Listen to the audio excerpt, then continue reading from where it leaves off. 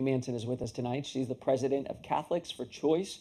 For that, she worked as a columnist and books editor at the National Catholic Reporter. First, Jamie, is this talk or is this action? I just said what the process is. That's a whole lot of meetings. What's actually decided at a synod?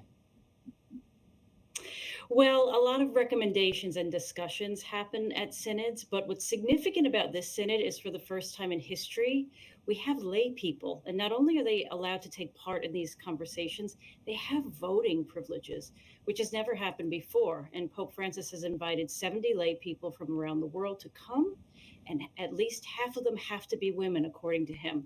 So, again, they will get a chance to vote on different issues as they come up throughout this period of discernment. But ultimately, of course, it's Pope Francis who makes the final decisions.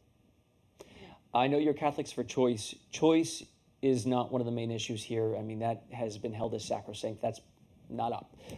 We're hearing about maybe married priests on the docket again. That's come up a lot. But particular to this that I wanted to focus on tonight, front and center seems to be the role of women and then LGBT inclusion. And there was this international survey of Catholic women. It found 81% want women included at all levels of Catholic leadership. Do you actually see women becoming deacons or becoming ordained? Certainly, that's been my life's work, is seeing women become totally invited and welcomed to the priesthood so they can use the gifts God has given them. I think this will be an incremental process that will begin with deacons. Um, but when, I don't know. It could take decades. I don't know if I'll see it in my lifetime.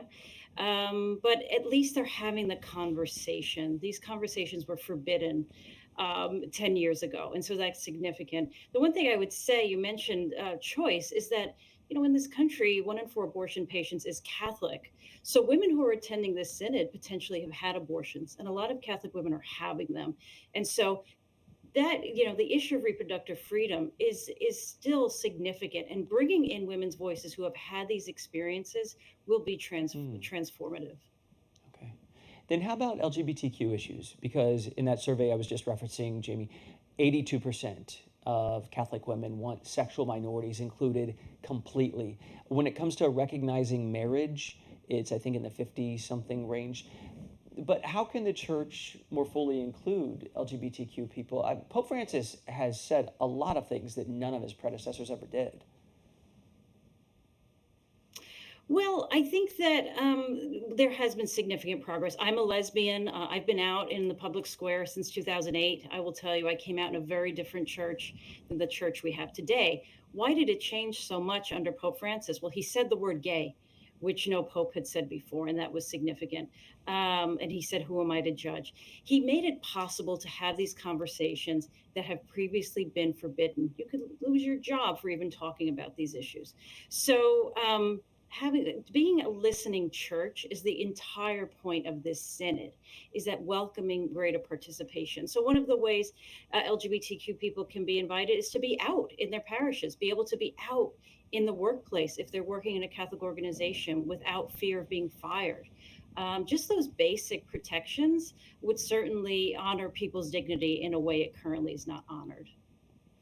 You know what I thought was really interesting is that when you look at the breakdown of people who are supportive of these more radical moves, it tends to be the older women.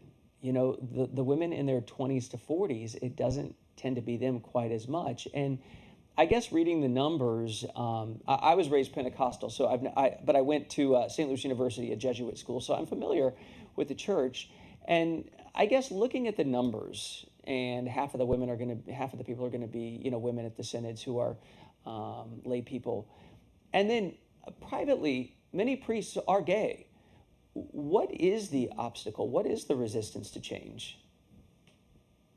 Well, remember that the leadership of the Catholic Church is a radical patriarchy. You have an all celibate, all male clergy. So you have men who have very little inroads into the lives of women. They don't have wives, they don't have daughters. And then you have a theology that is very shaming and stigmatizing of homosexuality. And so these are deeply ingrained ideas, especially for church leaders. So, of course, there's going to be resistance. I think the reason you see some older women moving this issue along is that they came out of that Vatican II generation in the 60s, and they had profound hope and promise. Most women thought women's ordination would happen in the 80s.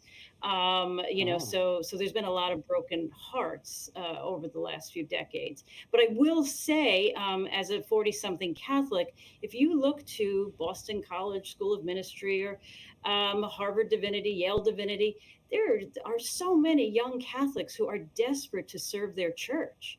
And the church is not welcoming their gifts. And so I think that there's a lot more motivation than we think, but the doors have to be open to them. then let's end here. I mentioned the date 2024 and even more in the future. Pope Francis is getting older, he's getting sicker. Will church leadership swing more conservative in the Benedict direction when there is a new pope, do you think? I mean, we're at a really powerful moment of division, I think, in the church that we have not seen in centuries. But what Pope Francis has been doing is he has been appointing cardinals who really think theologically the way he does, who really are committed to making the church a listening church that wants full participation, which is the exact aim of this synod. I think if he can get enough cardinals that will be present at the conclave after he passes away or he resigns, we could really finally turn the corner to become that church that was first envisioned in the 60s in Vatican II. Mm. But there is tremendous resistance to it, and so this will be, the next election for the new pope will really decide the church's future.